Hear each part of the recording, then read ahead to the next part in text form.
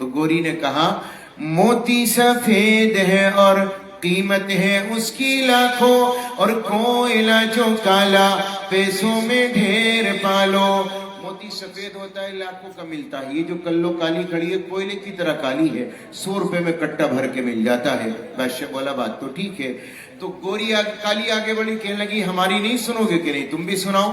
تو کالی نے اپنے قیمتی ہونے کی بات پیش کی۔ کالی نے کہا ہے مشک نافع کالی قیمت میں بیش عالی، اور روئی سفید ہے جو پیسوں میں ڈھیر پالی۔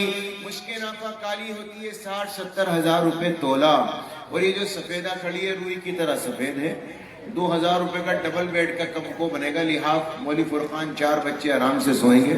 بادشاہ بولا اس کی کیا اوقات ہے، ہم تو تولوں میں بکنے والے ہیں۔ بادشاہ بولا بات تیری بھی ٹھیک ہے۔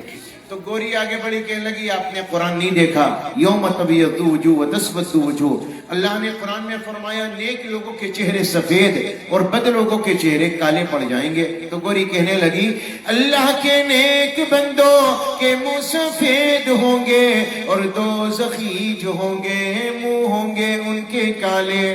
کالا ہونا تو دوزخی کی علامت ہے، حضور مجھے قبول کر لو۔ تو گوری نے کہا، کالی نے کہا حضور آنکھوں کی کالی پتلی ہے نور کا وہ چشمہ، اور آنکھ کی سفیدی ہے نور سے وہ خالی۔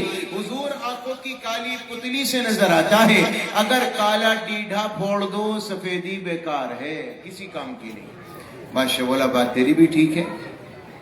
تو گوری آگے بڑھی، کہنے لگی آپ نے قرآن دیکھا ہوگا، جتنے کاغذ ہیں سارے سفید اور چٹے ہیں، گورے ہیں، کوئی بھی کالا نہیں ہے۔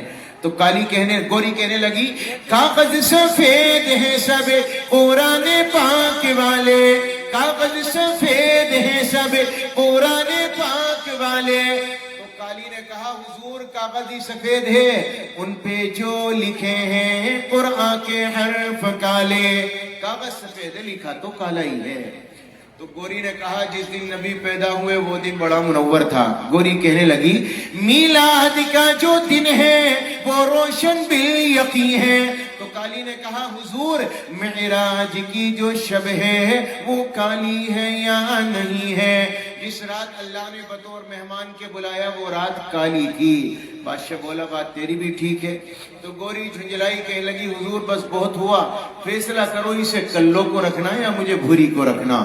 تو گوری کہنے لگی انصاف کیجئے گا، کچھ سوچئے گا پیارے، سورج سفید روشن تارے سفید سارے۔ سورج بھی سفید، تارے بھی سفید، سب کچھ سفید ہے۔ بادشاہ بولا بات تیری ٹھیک ہے۔ تو کالی آگے بڑی، میں بھی تیار ہوں، فیصلہ کرو اسے رکھنا یا مجھے رکھنا ہے۔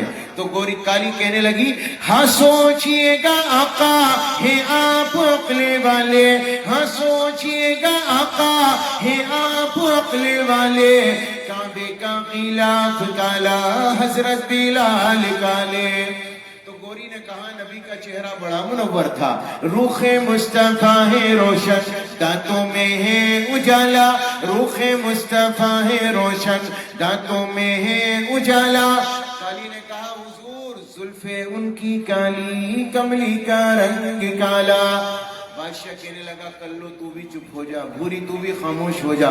وزیر سے کہا پاندیا لینے گیا تھا، کتب خانہ اٹھانے گیا تھا، اتنا علم ہے ان پر، 2 ملے 100 ملے لے کر آ، ہم اپنے دربار میں قبول کریں گے۔ ان کے علم کا حال تھا، اور یہ حقیقی واقعہ، یہ کوئی مذاق نہ سمجھا کیجیے آپ اسے، یہ حقیقی واقعہ ہے۔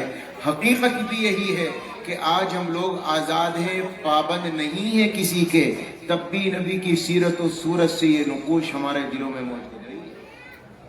کاش کہ ہم لوگ اسے سمجھتے اور نبی پاک علیہ الصلوۃ والسلام کی محبت میں علماء سے اپنے معلوم کرتے۔ لیکن ہم نے کبھی معلوم کیا، کوشش کی جا کر؟ کبھی اپنے عالم سے کہا آج بتاؤ نبی کی آنکھیں کیسی تھی، نبی کا چہرہ کیسا تھا، نبی کے لب کیسے تھے، نبی کی زلفیں کیسی تھی؟ کبھی ہم نے ایک دوسرے سے معلوم کیا؟ تاجدار مدینہ نبی پاک علیہ السلام سے محبت ہوتی تو کیا آپ کے چہرے مہرے، آپ کی عادات کا ہم اپنے علماء سے علم معلوم نہ کرتے؟ لیکن ہمیں فرصت ہی نہیں ملتی۔ ہم کبھی سوچتے ہی نہیں کہ اپنے نبی پاک علیہ السلام کی محبت کا تقاضا ہے، کم سے کم اتنا تو ہو ہمارے نبی کا چہرہ مورا کیسے تھے، چلتے کیسے تھے، عادات کیا تھی، اخلاق کیا تھے، کم سے کم وہ تو ہر امتی کے سامنے ہونا چاہیے۔ یہ افسوس کی بات ہے۔